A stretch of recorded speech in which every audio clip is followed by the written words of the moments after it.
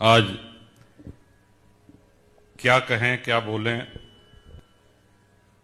देवराहा बाबा सरकार के सामने उनकी पुण्य भूमि पर कभी भाषण नहीं दिया, लेकिन कुछ संस्मरण आपको महाराज जी आपको अपने सभी गुरु भाइयों को सुनाना चाहता हूं। यह हमारा बहुत बड़ा सौभाग्य है कि हमारे जन्म के पहले से ही हमारे पिताजी देवराहा बाबा सरकार के भक्त थे और मैं उस समय मां के गर्भ में था। देवराहा बाबा सरकार का दर्शन करके वो जब चलते चलते पूछा कि सरकार फिर कब दर्शन होगा, तो देवराहा बाबा सरकार ने कहा कि अब अपने पुत्र के साथ आना। तो एक तरह से वो फिर ये पुत्र पैदा हुआ और जब लेके गए तो नामकरण देवराहा बाबा सरकार ने रघुराज प्रताप सिंह, ये देवराहा बाबा सरकार का ही दिया हुआ नाम है। और बहुत बचपन की जो स्मृतियां हैं हम सब लोगों के जीवन में, हम लोग 2 वर्ष 3 वर्ष 4 वर्ष के उस समय की धूमिल बड़ी स्मृतियां रहती हैं। तब से सरकार का दर्शन पहली बार कब प्राप्त हुआ हमको ये स्मरण नहीं है।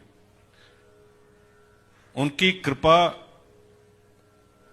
उनकी महती कृपा सदैव अपने ऊपर हमने अनुभव किया।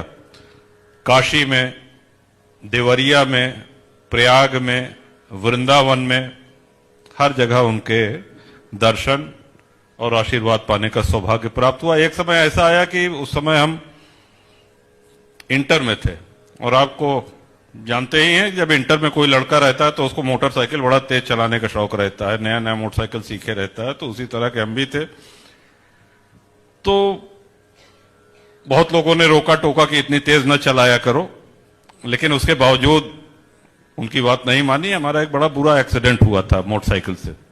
उसमें घुटना टूट गया था, जबड़ा टूट गया, कान का पर्दा फट गया और उठा के ले जाए गए जब डॉक्टर के यहां अस्पताल में, तो उन्होंने एक्सरे करी, उसमें जबड़े की ये वाली हड्डी टूटी हुई थी।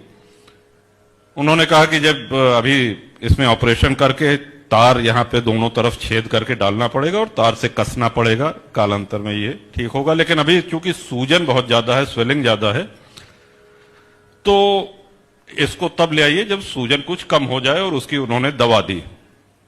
ये सब कर करा के जब घर पहुंचे तो पिताजी ने कहा कि देवराहा बाबा सरकार उस समय मैल चौराहा देवरिया में विराजे थे कि जाओ दर्शन करके आओ। अच्छा, हम अम्मा के साथ और एक आध दो परिवारीजन के साथ जब चले तो रास्ते में सोचते हुए बड़े निश्चिंत थे कि सरकार के सामने जाके अपना कष्ट कहेंगे। मुंह नहीं खुल पा रहा था, लिक्विड डाइट पे थे, दाल का पानी या दूध बस यही पी पा रहे थे, मुंह नहीं खुलता था। सरकार का दर्शन हुआ, बचवा कह के हमको सदैव संबोधित किया उन्होंने। और आज महाराज जी ने ओम कृष्णाय वासुदेवाय हरे परमात्मने प्रणत क्लेशनाशाय गोविंदाय नमो नमः, ओम नमो भगवते वासुदेवाय, यही उच्चारण, यही मंत्रोच्चारण कराते थे। खूब भर भर के मखाना प्रसाद सिर पे लाद देते थे कि जा बचवा। तो उस समय अपनी पीड़ा लेकर के वृंदावन जब वहां पे देवरिया पहुंचे, कहा बचवा का हाल, तो महाराज सब कृपा, अचल चलो मंत्र का जाप कराया, सीताराम सीताराम जप कराया, खूब ढेर सारा प्रसाद दिया कि अच्छा अब जाओ। अब तब तक हमारे दिमाग में नहीं आया कि हम अपनी पीड़ा अपनी वेदना कह सकें। न सरकार ने पूछा, न हमारे दिमाग में आया। वहां गाड़ी में बैठे, गाड़ी 2-3-4 किलोमीटर आगे चल दी, तब हमारे दिमाग में आ रहा कि अरे ये तो मतलब बताइए ये हमारी कितनी बड़ी मूर्खता है, हम अपनी पीड़ा भी नहीं कह सके। तो गाड़ी मोड़ के चले या, तो अम्मा ने कहा उस समय कि मोड़ के चलने की आवश्यकता नहीं है पीड़ा कहने की, वो बिना कहे सब समझते हैं। इस तरह से वापस घर आ गए। धीरे धीरे सूजन कम होने लगी। डॉक्टर के पास गए, उन्होंने कहा कि अब सूजन कम है, अब ऑपरेशन किया जा सकता है, एक ताजी एक्सरे की आवश्यकता है कि अब एक और एक्सरे। तो और मैं इस पुण्य भूमि से बोल रहा हूं, दोबारा जब एक्सरे कराया गया तो उसमें आया no evidence of any fracture, हड्डी टूटने का कोई भी प्रमाण नहीं है। दोनों एक्सरे आज भी हमारे पास मौजूद हैं। अब सिद्ध संत बहुत हुए, लेकिन अभी कोई दूसरा होता, कहता जाओ बच्चा कल्याण हो जाएगा, आशीर्वाद करो, ये है, उसको प्रदर्शित करता। सरकार ने कभी अपनी शक्तियों का प्रदर्शन नहीं किया। आज आप कुंभ मेला में, अर्ध कुंभ में, महाकुंभ में कितने महंगे महंगे पंडाल देखते हैं, वो उनकी अपनी जीवन शैली है। पूरे मेला में सबसे अलग सरकार एकदम वहीं संगम में विराजते थे, अस्थाई उनकी कुटिया। और जब श्री राम जन्मभूमि के निमित्त धर्म संसद हुई थी, तो देवराहा बाबा सरकार मंच पे आए थे। ये प्रयाग माघ मेला क्षेत्र की बात है जी। हम बहुत, हमारे पिताजी उस समय थे। अब आप गर्व करेंगे कि सरकार जब मंच पे आए, चारों शंकराचार्य अपने अपने आसनों पर बैठे हुए थे। सब सरकार के सम्मान में आसन छोड़ करके खड़े हुए और झुक करके प्रणाम किया। तो हम सब ऐसे महान गुरु के शिष्य हैं, ये हम सब लोगों के लिए बहुत सौभाग्य की बात है। ये इस जन्म के तो नहीं, पूर्व जन्म के कोई पुण्य कर्म रहे होंगे जिसके कारण ये सौभाग्य मिला। सशरीर सरकार भले आज न हो, लेकिन सूक्ष्म रूप से उनकी कृपा, उनका मार्गदर्शन, उनका आशीर्वाद ये हमको मिलता रहता है। और मुझे आशा है महाराज जी के कृपा से, आपके आशीर्वाद से, सभी वो लोग जिन्होंने गुरु के भाव से देवराहा बाबा सरकार को देखा है, माना है, वो उनके आशीर्वाद से आज भी लाभान्वित हो रहे हैं और आगे भी होते रहेंगे। सनातन के लिए बड़ी स्पष्ट धारणा थी उस समय। ये हुआ कि साहब राम मंदिर बनेगा कि नहीं बनेगा। बीबीसी लंदन, देश विदेश के कई पत्रकार तो ये कहेंगे अरे वो बनी, कहा क्यों रोक वोक न पाए, मंदिर बनेगा और सबकी सहमत से बनेगा।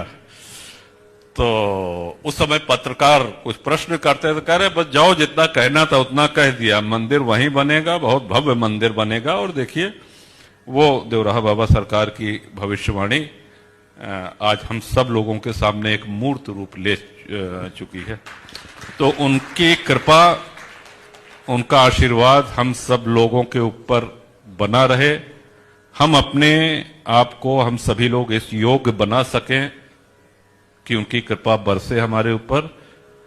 यही प्रभु श्री राम से कामना है। गुरु स्थान पे बहुत ज्यादा बोलना नहीं चाहिए, वैसे तो नेताओं का काम है भाषण देना, लेकिन सब चीज का अलग अलग स्थान होता है। तो देवराहा बाबा सरकार के अनेक संस्मरण हैं। एक छोटा सा संस्मरण कहें आज्ञा हो महाराज, तो एक संस्मरण और सुनाते हैं। ऐसा हमारे पिताजी से हमको बहुत डर लगता था, अभी भी लगता है। तो हम थे 4-5 वर्ष के, तो उस समय उन्होंने कहा कि ये पैंट कमीज पहनना बंद हो, धोती कुर्ता पहनो। अब इतने बड़े बालक को धोती कुर्ता पहने, तो खेलने जाएं तो कहीं साइकिल में फंसे, उसमें लपट के गिर पड़े, कहीं कबड्डी खेलने जाए कोई पीछे से लड़का खोल दे, खींच दे, तो इस तरह से ये होता रहता था कार्यक्रम। अब इतनी हिम्मत थी नहीं कि जब पिताजी का आदेश हो गया कि साहब धोती कुर्ता ही पहनना है, तो धोती कुर्ता रोते धोते किसी तरह पहना करते थे। वही कुछ ही दिनों में माघ मेला लगा, देवराहा बाबा सरकार आए, तो हम अपना छोटे से, तो हमारे दिमाग में आया कि अब इस संकट से बचने का एक ही उपाय है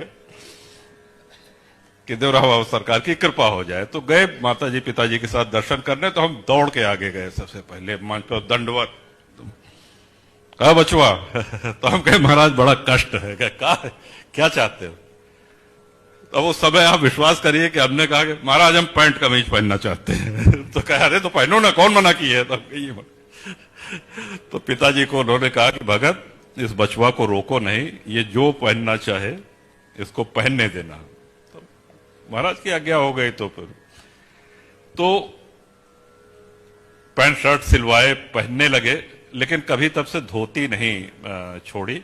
और आज भी प्रमुख अवसरों पे आप सब से भी अनुरोध है, पैंट शर्ट पहनना चलिए ठीक है, धोती कुर्ता खादी का कपड़ा बड़ा महंगा पड़ता है, लेकिन धोती अवश्य हम सब लोग धारण करें। इन्हीं शब्दों के साथ बहुत बहुत धन्यवाद। जय जय सिया राम। महाराज जी के श्री चरणों में सादर प्रणाम।